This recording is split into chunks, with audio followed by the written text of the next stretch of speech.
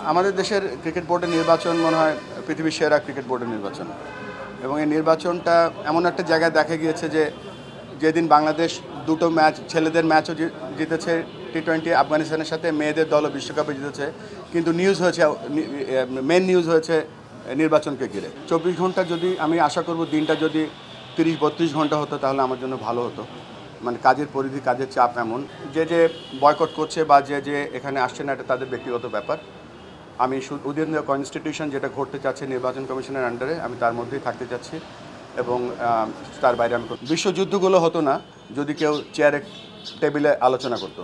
আমরা চেষ্টা করব আলোচনার মাধ্যমে সব কিছু ক্লিয়ার করতে। ডিরেক্টর হিসেবে নির্বাচন করছি এবং ডিরেক্টর নির্বাচন করার পরে আমার পরবর্তী পদক্ষেপ কী হবে, যারা ক্রিকেট বোর্ডের যারা পরিচালক হবে, পরিচালনা পরিষদ হবে, তাদের উপর নির্ভর করছে অনেক কিছু।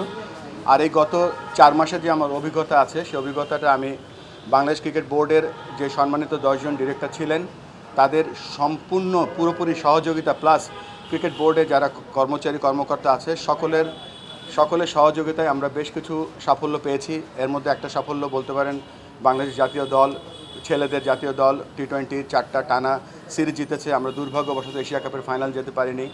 আমাদের মেয়েদের দল প্রস্তুতি নিয়ে বিশ্বকাপ খেলা শুরু করেছে। আমাদের আন্ডার-19 জিম্বাবুয়েতে ট্রাই নেশন চ্যাম্পিয়ন হয়েছে। আমাদের হাই পারফরমেন্স দল এ দল অস্ট্রেলিয়া খেলে এসেছে। সব কিছু মিলিয়ে ক্রিকেট অপারেশনসটা আমার সাথে ফাহিম ভাই আছে, তিনি আরও ভালো বলতে পারবে আমার থেকে। সেটা একটা সাফল্য।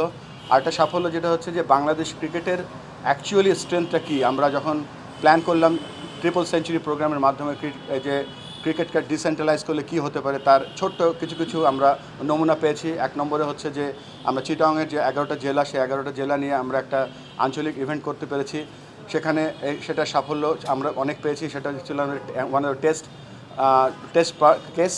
আমরা অনূর্ধ্ব 16 এবং 19-এর আমরা রাজশাহী বিভাগ নিয়ে একটা ইভেন্ট করেছি। আমরা জেলায় যে 64টা জেলার প্রায় অর্ধেক কোচদেরকে আমরা অলরেডি নতুনভাবে গেম ডেভেলপমেন্ট ডিপার্টমেন্টের মাধ্যমে আমরা তাদেরকে আপগ্রেড করেছি। আমরা লেভেল 3 বাংলাদেশ ইতিহাসে কখনো হয়নি, লেভেল 3 একটা কোচিং কোর্স করিয়েছি। আমরা সাইমন টাফলের মতন বড় আম্পায়ার প্রশিক্ষক নিয়ে এসেছি আমরা এখানে ক্রিকেট আম্পায়ারদের উন্নয়ন করার জন্য। আমরা ম্যাচ রেফারি উন্নয়ন করছি। আমরা টনি হেমিন্সকে নিয়েছি এখানে গ্রাউন্ডস ডেভেলপমেন্ট করার জন্য। আমরা কিউরেটরদের জন্য একটা কোর্স করেছি। সবথেকে ইম্পর্টেন্ট যে আপনারা জানেন যে ক্যাটাগরি 3-তে যেই সংস্থাগুলো আছে তাদের জন্য একটা লেভেল A কোচিং কোর্স করিয়েছি আমরা। তো ওভারঅল আমরা যে 10 জন ক্রিকেট বোর্ডের ডিরেক্টর ছিলাম, আমরা 10 জন ক্রিকেট বোর্ডের ডিরেক্টর মিলে এই কাজগুলো করেছি এবং এই কাজগুলো করার মাধ্যমে আমাদের কাছে মনে হয়েছে যে আমাদের যে সম্ভাবনা এটা অসীম। আমরা এখন কিন্তু শুধুমাত্র ঢাকা ক্লাব ক্রিকেট নিয়ে আমরা অনেক ব্যস্ত ছিলাম এবং সেটা নিয়ে আমরা থাকবো। সাথে সাথে দেশের ক্রিকেটকে আমরা একেবারে দেখেন, জেলার থেকে যারা আসছে আমরা হয়তো তাদেরকে বলি যে জেলার কাউন্সিলর, আমরা কাউন্সিলর নামটা সরিয়ে বলবো তারা হচ্ছে জেলার প্রেসিডেন্ট এবং সেই প্রেসিডেন্টের মাধ্যমে আমরা জেলার উপজেলায় প্রত্যন্ত অঞ্চলে ক্রিকেট কীভাবে ছড়িয়ে দিতে পারি সেই চেষ্টাটাই আমাদের মূল থাকবে।